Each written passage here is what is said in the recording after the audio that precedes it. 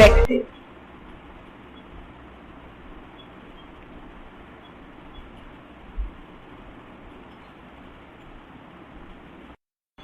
Waxes क्या होते हैं? वैक्सेस को हम कहते हैं कि वैक्सेस जो हैं वो डिफरेंट तरह की चीजों के ऊपर पाई जाती हैं। आपने अक्सर देखा होगा कि जब भी हम कोई फ्रूट्स को अगर हम देखें या फिर अगर हम प्लांट्स के लीव्स को देखें, पत्तों को देखें या फिर फलों को देखें, तो उनकी जो आउटर सरफेस होती है वो थोड़ी सी शाइनी होती है।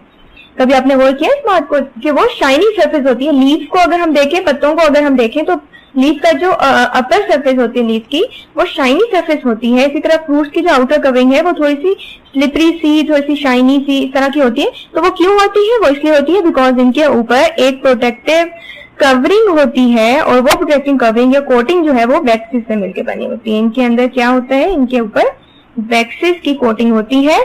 और ये जो वैक्सेस हैं ये बेसिकली क्या है? इनको हम कहते हैं कि ये एक लिपिड्स की टाइप्स हैं। इसके अलावा वैक्सेस जो है वो हम कहते हैं कुछ इंसेक्ट्स होते हैं, वो जो है वो रिलीज करते हैं वैक्सेस को, सिक्रीट करते हैं। बेसिकली इंसेक्ट्स जो हैं वो सिक्रीट करते हैं। सिक्रीशन का आपने पढ़ा होगा, what is the difference between secretion and excretion. तो कुछ इंसेक्ट्स का हमने आपको बताया कि जो इंसेक्ट्स हैं वो वैक्सेस को सिक्रीट करते हैं, उनके बॉडी के अंदर से जो है वो वैक्स जो है वो निकलती है।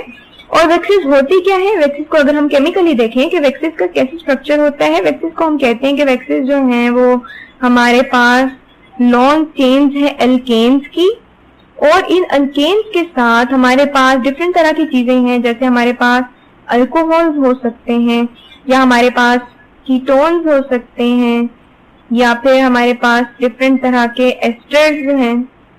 एस्टर्स को भी हमने आपको बताया क्या होते हैं। कीटोन्स हमने अपने लास्ट लेक्चर कार्बोहाइड्रेट से पढ़े थे, तब हमने देखा था। अल्कोहल्स हमने आपको बताया जिनके साथ OH ग्रुप प्रेजेंट होता है, अल्कोहल्स होते हैं। अल्केन्स क्या होते हैं? अल्केन्स आप अपने ऑलरेडी ऑर्गेनिक केमिस्ट्री में 10th क्लास में पढ़ के आ चुके हैं। अल्केन्स हमने कहा था कि वो तमाम स्ट्रक्चर जिनके अंदर कार्बन की सिंगल बॉन्ड होती है उनको अल्केन्स कहा जाता है। फॉर एग्जाम्पल, अल्केन की एग्जाम्पल अगर हम देखें, हमारे पास CH3, CH2, CH2, CH3, ये हमारे पास एक स्ट्रक्चर है। ये आप अपने ऑर्गेनिक केमिस्ट्री में ऑलरेडी पढ़ के आ चुके हैं। अल्केन ग्रुप में अगर हम इसका नाम देखें तो क्या होगा? इसको हम कहते हैं ब्यूटेन। ब्यूटेन क्यों कहा? इसलिए क्योंकि इसके अंदर 4 कार्बन है और ये सब के सब कार्बन एक दूसरे के साथ सिंगल बॉन्ड के साथ अटैच है। इसी तरह अगर हम किसी और एग्जाम्पल को देखें, CH3, CH2, CH3, let suppose ये हमने एक एग्जाम्पल देखी। इसके अंदर क्या है? हमारे पास 3 कार्बन है, तीनों एक दूसरे के साथ जो है वो सिंगल बॉन्ड के साथ अटैच है। तो हम कहेंगे ये हमारे पास एक प्रोपेन का स्ट्रक्चर है। एन ग्रुप जो है वो हमें बताता है ये एल्केन है। और एल्केन्स होते क्या है? वो चीजें जिनके अंदर वो तमाम चेन जिनके अंदर हमारे पास कार्बन की सिंगल बॉन्ड होती है और कार्बन और हाइड्रोजन से 2 चीजें पाई जाती हैं, वो अल्केन्स होते हैं। तो हमने क्या आपको बताया कि वैक्सेस क्या है? वैक्सेस है हमारे पास अल्केन्स की लॉन्ग चेन है जिनके साथ अटैच हो सकते हैं या तो अल्कोहल, कीटोन, एस्टर्स या फिर कोई इनका कॉम्बिनेशन। तो ये सब जब मिलेंगे तो हमारे पास वैक्स बन जाएंगी। अल्केन्स के अंदर होता है कि अल्केन जो है इसके अंदर जो प्रेजेंट होती हैं उनके लिए लाजमी है कि अल्केन जो है वो ऑड नंबर प्रेजेंट हो, यानी कि ऑड नंबर हम कहते हैं C कार्बन जो है वो 25 से लेके 35 नंबर ऑफ कार्बन एटम्स जो हैं वो ज्वाइन हो, इकट्ठे लंबी सी चेन बने। तो उस तब हमारे पास क्या बनेंगे? हमारे पास वैक्सेस बन जाएंगे। अब वैक्सेस होते क्या है? वैक्सेस की कुछ यूजेस हम देख लेते हैं। वैक्सेस कहाँ कहाँ पे हमारे लिए फायदेमंद है, हमारे लिए या प्लांट्स या डिफरेंट तरह के एनिमल्स के लिए वैक्सेस का क्या इस्तेमाल है? वैक्सेस को हम कहते हैं कि वैक्सेस जो है वो हेल्प करते हैं प्लांट्स को कि उनके अंदर से एक्सेस वाटर जो है वो लॉस ना हो, यानी कि they protect the plants, protect the loss of water in plants.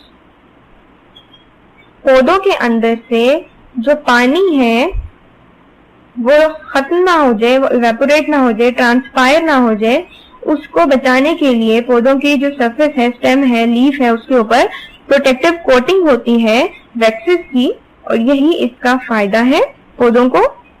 इसके अलावा प्लांट्स के अंदर अगर कोई एब्रेसिव डैमेज आ रहा है, एब्रेसिव डैमेज कहते हैं हम, फॉर एग्जांपल अगर हमने कुछ हमने किसी भी एनवायरमेंटल फैक्टर की वजह से प्लांट के ऊपर कोई प्रेशर आ रहा है, या फिर कोई जानवर हैं जो ग्रेज करें, चारे के तौर पे पौधों को इस्तेमाल कर रहे हैं, या फिर हम पौधों को बहुत ज्यादा रब करें, यानी कि ग्रेजिंग की वजह से या रबिंग की वजह से, एक्सेस प्रेशर की वजह से पौधों को जो नुकसान पहुंचाती हैं चीजें, इन चीजों की वजह से पौधों को जो डैमेज होता है उसको बचाने के लिए वैक्सीज बहुत इंपॉर्टेंट रोल प्ले करती हैं। ये पौधों को बचाती हैं इन चीजों के खिलाफ। इसके अलावा वैक्सीज जो हैं वो एक बैरियर प्रोवाइड करते हैं। They provide plants a barrier. Barrier किसे कहते हैं? बैरियर हम कहते हैं रुकावट को। तो एक रुकावट देती है against insects, barrier against insects, birds, या फिर हम कहते हैं डिफरेंट तरह के एनिमल्स। इन तमाम चीजों को जो है एक बैरियर, एक रुकावट प्रोवाइड करती है, जिसकी वजह से क्या होता है कि पौधों के अंदर से पानी वगैरह जो है वो खत्म नहीं हो सकता। ये जो चीजें हैं ये पौधों का जो पानी है उनको खत्म नहीं कर सकती। तो ये तो हमने यूजेस कर लिए वैक्सीज के। वैक्सीज के बाद हम जो अपनी नेक्स्ट कैटेगरी है उसके ऊपर आ जाते हैं। नेक्स्ट जो हमने एक एग्जांपल देखी थी, क्लासिफिकेशन में हमने देखा था फॉस्फोलिपिड्स।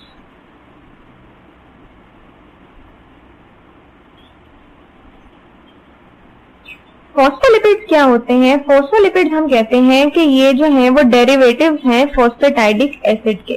किसके? फॉस्फेटाइडिक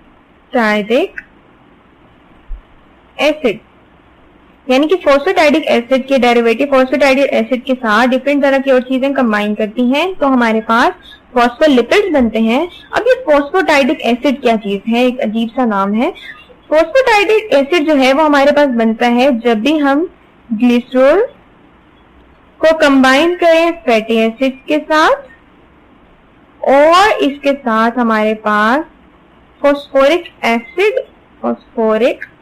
एसिड आ जाए, यानी कि इन तीन चीजों को हम कंबाइन करें तो हमारे पास फॉस्फेटाइडिक एसिड बनता है। और ये जो फॉस्फेटाइडिक एसिड है ये खुद से और इसके साथ मजीद डिफरेंट तरह के और चीजें मिलाने से हमारे पास फॉस्फोलिपिड्स बनते हैं।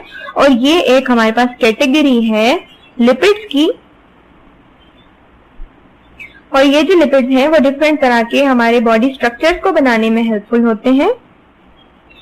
फॉस्फोलिपिड्स की जो एग्जांपल्स हैं, एक तो हमने देखा है कि फॉस्फेटाइडिक एसिड्स होते हैं, इसके अलावा डिफरेंट तरह की नाइट्रोजनस बेसिस होती हैं। नाइट्रोजनस बेसिस का कॉन्सेप्ट जो है वो आपने डीएनए के स्ट्रक्चर के अंदर भी देखा था। नाइट्रोजनस बेसिस जितनी भी है हमारे पास, उनमें से कुछ जैसे फॉर एग्जांपल हम ले लेते हैं कोलिन, एक एग्जांपल है इसकी। इसके अलावा हमारे पास है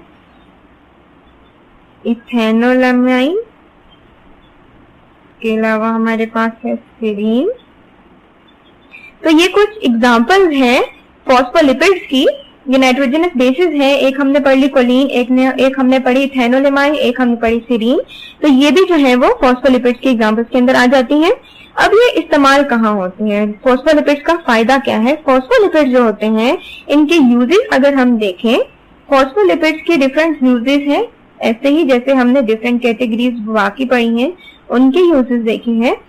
फॉस्फोलिपिड्स का जो फर्स्ट यूज है वो ये है कि जितने भी हमारे पास बैक्टीरिया है या फिर एनिमल सेल्स हैं या फिर हमारे पास प्लांट सेल्स हैं, इन तमाम की जो मेम्ब्रेन हैं वो इन फॉस्फोलिपिड्स से मिलके बनी है।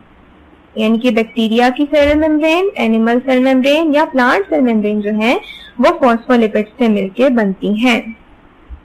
एक और एग्जांपल जो है फॉस्फोलिपिड की वो ये है, उसका स्ट्रक्चर का नाम है जी फॉस्फेटाइडल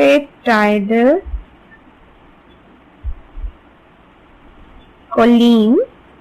और फॉस्फेटाइडल कोलिन जो है वो एक बहुत अच्छी एग्जांपल है फॉस्फोलिपिड की। फॉस्फेटाइडल कोलिन बनता किस तरह से है? इसको हम लेसिथिन भी कहते हैं। ये एक केमिकल स्ट्रक्चर है और ये किस तरह से बनता है? इसके स्ट्रक्चर को अगर हम देखें, इसका स्ट्रक्चर कुछ इस तरह से बनेगा सबसे पहले हम फॉस्फेटाइडिक एसिड को देखते हैं। फॉस्फेटाइडिक एसिड को हमने ऊपर डिस्कस किया। फॉस्फेटाइडिक एसिड किस तरह से बनता है? फॉस्फेटाइडिक एसिड का कुछ इस तरह का स्ट्रक्चर है। Oxygen, then we have carbon, oxygen, and यहाँ पे हमारे पास कोई भी अल्काइल ग्रुप आ जाता है, उसके साथ एक और carbon, hydrogen, oxygen, carbon, and then एक और अल्काइल ग्रुप। इसी तरह से मजीद इसका स्ट्रक्चर बनता जाएगा। ये हमारे पास स्ट्रक्चर बन गया। ये क्या बना? ये हमारे पास बना है फॉस्फेटाइडिक एसिड। और फॉस्फेटाइडिक एसिड में हमने क्या कहा था? फॉस्फेटाइडिक एसिड बनता है ग्लिसरॉल, फैटी एसिड और फॉस्फोरिक एसिड से। तो ये हमारे पास बेसिकली ऐसे ही स्ट्रक्चर है। इसके अंदर है क्या? ये glycerol, 2 fatty acid. Fatty acids कहाँ है हमारे पास? फैटी एसिड्स ये अगर हम देखें, ये हमारे पास यहाँ पे फैटी एसिड्स है। इसके अलावा हमारे पास 2 फैटी एसिड है, एक ये है, इसी तरह एक यहाँ पे हमारे पास फैटी एसिड कंबाइन हुआ है। इसके अलावा हमारे पास फॉस्फोरिक एसिड है। फॉस्फोरिक एसिड कहाँ है? यहाँ हमारे पास, ये हमारे पास फॉस्फोरिक एसिड है। ये फॉस्फोरिक एसिड कंबाइन हुआ है ग्लिसरॉल के साथ। ये हमारे पास एक ग्लिसरॉल का स्ट्रक्चर था ओवरऑल। इस ग्लिसरॉल के स्ट्रक्चर के साथ हमारे पास 2 फैटी एसिड और एक फॉस्फेटाइडिक एसिड को बनाने के लिए फॉस्फोरिक एसिड कंबाइन हुआ, तो हमारे पास फॉस्फेटाइडिक एसिड बन गया। अब अगर हम फॉस्फेटाइडिल कोलिन की बात करें, लेसिथीन जिसको हमने ऊपर देखा, तो उसका स्ट्रक्चर किस तरह से बनेगा? उसका स्ट्रक्चर इसी तरह से बनेगा। बेसिक अगर हम स्ट्रक्चर की बात करें तो वो बिल्कुल इसी तरह से होगी, सिवाय इसके कि इस H ग्रुप के अलावा हमारे पास एक और ग्रुप अटैच होगा और वो कुछ इस तरह से होगा। तो ये जो हमारे पास स्ट्रक्चर बना है, न्यू स्ट्रक्चर जो हमने बनाया है, ये किस चीज का है? ये लेसिथीन या फिर फॉस्फेटाइडिल कोलिन, फॉस्फेटाइडिल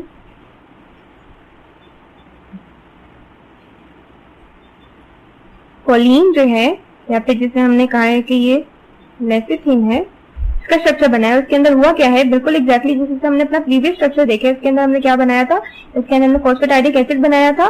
फॉस्फेटाइडिक एसिड के साथ ही अगर हम ये वाला हाइड्रोजन रिमूव कर दें और इस हाइड्रोजन के साथ के अलावा अगर हम यहाँ पे एक कोलिन ग्रुप, जो कि एक नाइट्रोजनस बेस है, कोलिन ग्रुप को अटैच कर दें यहाँ पे, तो ये हमारे पास एक नई चीज बन जाती है जिसे हम कहते हैं फॉस्फेटाइडिल कोलिन।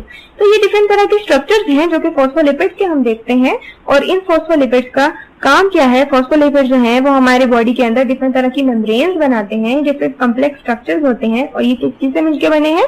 ये बेसिकली फैटी एसिड से मिलकर बने हैं और इससे हमारे पास डिफरेंट तरह के लिपिड्स बनते हैं।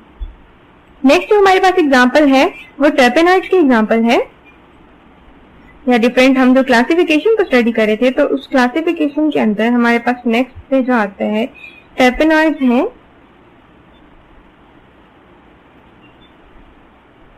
टर्पेनॉइड्स होते क्या है? टर्पेनॉइड्स को हम कहते हैं कि टर्पेनॉइड्स जो है वो एक लार्ज ग्रुप है जो कि रिपीटेड यूनिट से बनता है। हमारे पास आइसोप्रेनॉइड यूनिट्स है, ये एक केमिकल स्ट्रक्चर है आइसोप्रेनाइड यूनिट, और इन सबके कंबाइन करने से ढेर सारे ये आइसोप्रेनाइड जो है वो कंबाइन करते हैं तो हमारे पास टर्पेनॉइड्स बन जाते हैं। और टर्पेनॉइड्स का काम क्या है? टर्पेनॉइड्स जो है अगर हम इनको आइसोप्रेनाइड यूनिट्स जो हमारे पास हैं, अगर हम इनको कंडेंस कर दें डिफरेंट तरीकों से, अगर हम इनको कंबाइन करें, इनको कंडेंस कर दें, तो हमारे पास डिफरेंट तरह के कंपाउंड्स बनते हैं जो जिनमें आ जाते हैं हमारे पास रबर जो है वो आ जाता है, या फिर हम कहते हैं हमारे पास कैरोटीनॉइड आ जाते हैं। कैरोटीनॉइड जो है वो इसकी एक क्लासिफिकेशन हमने पढ़ा था। कैरोटीनॉइड जो है वो होते हैं। इसके अलावा हमारे पास स्टीरॉइड्स बनते हैं, या फिर हमारे पास टर्पीन बनते हैं। टर्पीन जो है वो क्या है? टर्पीन जो है वो एक प्लांट हार्मोन है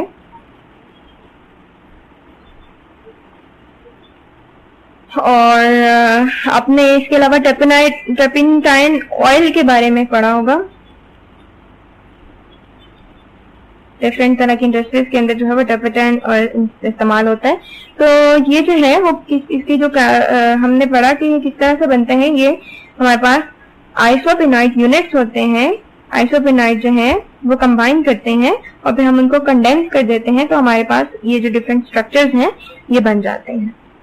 तो ये जो है हमने अभी तक क्या क्या पढ़ा? हमने डिफरेंट चीजें जो थी, डिफरेंट क्लासिफिकेशन को स्टडी किया। लिपिड्स की हमने देखा कि लिपिड्स को हम किस तरह से क्लासिफाई कर सकते हैं और इनका हमें क्या क्या फायदा है। ये तो हमारा लिपिड्स का जो टॉपिक है यहाँ पे एंड हो जाता है। लिपिड्स को हम अगर समराइज करें, जैसे कि अभी हमने डिफरेंट स्ट्रक्चर्स तो लिपिड्स के पढ़ लिए, लेकिन अगर हम समराइज करें इसकी डिफरेंट तरह के जो यूजेस हैं, अगर हम ये देख लें कि लिपिड्स का फायदा क्या है, या फिर हम इंपॉर्टेंस देख लें कि लिपिड्स की इंपॉर्टेंस क्या है हमारे बॉडी के लिए, या ओवरऑल लिपिड्स की क्या इंपॉर्टेंस है, तो उनको हम कुछ पॉइंट्स में समराइज कर सकते हैं। सबसे पहले तो ये कि लिपिड जो है वो एक गुड सोर्स ऑफ एनर्जी है। हमने आपको बताया था कि लिपिड के अंदर कार्बन और हाइड्रोजन बॉन्ड्स होती हैं, और ये कार्बन हाइड्रोजन बॉन्ड्स के ब्रेक होने से बहुत ज्यादा एनर्जी रिलीज होती है। तो इसलिए हम जो इसकी इंपॉर्टेंस है इसमें इस चीज को कभी भी नहीं भूल सकते कि lipids are very good source of energy. इसके अलावा लिपिड्स के बारे में हम कहते हैं कि दे आर इंसुलेटर्स। ये बहुत अच्छे इंसुलेटर्स हैं, ये इंसुलेट करते हैं हमारे बॉडी को, यानी कि अगर हमारे बॉडी के अंदर लिपिड्स प्रेजेंट होंगे तो आउटर एटमॉस्फेरिक टेम्परेचर का या आउटर एटमॉस्फेरिक चेंजेस का हमारे बॉडी पे कुछ खास फर्क नहीं पड़ेगा।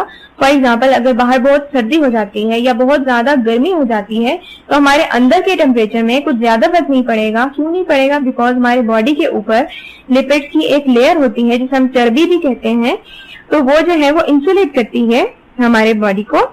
इसके अलावा लिपिड जो है वो प्रोटेक्शन प्रोवाइड करते हैं।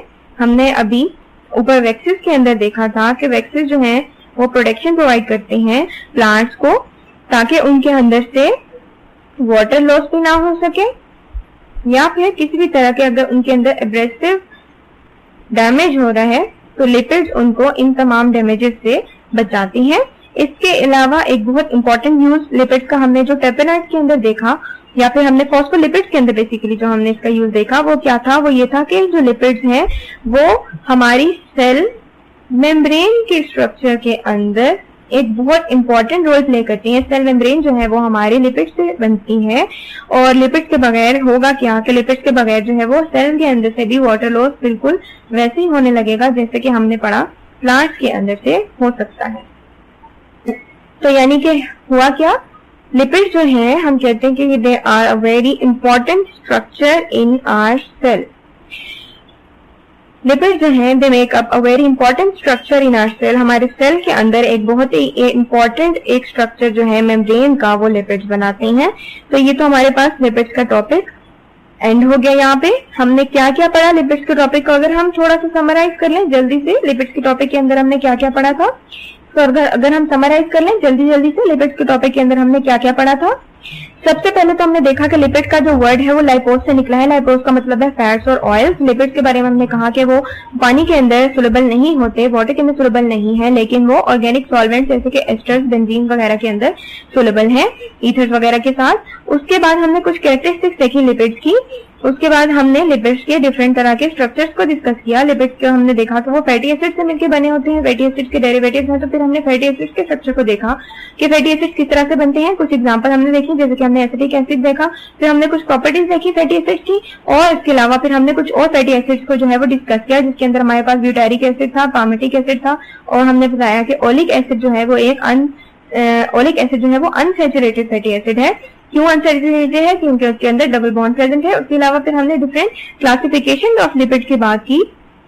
अपने आज के लेक्चर में क्लासिफिकेशन ऑफ लिपिड के अंदर हमने लिपिड की डिफरेंट तरह की टाइप्स को हमने देखा, glycerol, waxes, phospholipids, sphingolipids, glycolipids, terpenoid lipids, और एक एक को हमने फिर डिटेल में डिस्कस किया। इसलिए एसाइल ग्लिसरॉल्स को हमने देखा, एसाइल ग्लिसरॉल्स के अंदर से हमने उसके डिफरेंट स्ट्रक्चर्स को डिटेल में देखा, किस तरह से इसको बनाया जाता है, उसकी एग्जाम्पल्स को स्टडी किया। उसके बाद हमने वैक्सीज को देखा, वैक्सीज के स्ट्रक्चर्स को देखा। स्ट्रक्चर के बाद फिर हमने इसके यूजेस देखे कि वैक्सीज कहाँ पे हम यूज करते हैं, वैक्सीज का क्या क्या फायदा है। उसके बाद हमने फॉस्फोलिपिड्स देखे, उसके यूजेस देखे, हमने फिर उसके बाद उसके स्ट्रक्चर को देखा डिटेल में। उसके बाद हमने ट्रेपोनाइड्स को डिस्कस किया, और हमने फिर ओवरऑल लिपिड की इंपॉर्टेंस देखी और लिपिड के यूजेस देखे कि लिपिड को कहाँ पे यूज किया जाता है, लिपिड का हमारी बॉडी के अंदर या फिर प्लांट्स या फिर डिफरेंट लिविंग ऑर्गेनिजम्स को क्या क्या फायदा है। तो ये तो हमारा आज का लेक्चर था। अपने नेक्स्ट लेक्चर के अंदर हम डिफरेंट बाकी बायोमोलिक्यूल्स का देखेंगे और उनके स्ट्रक्चर्स को डिस्कस करेंगे।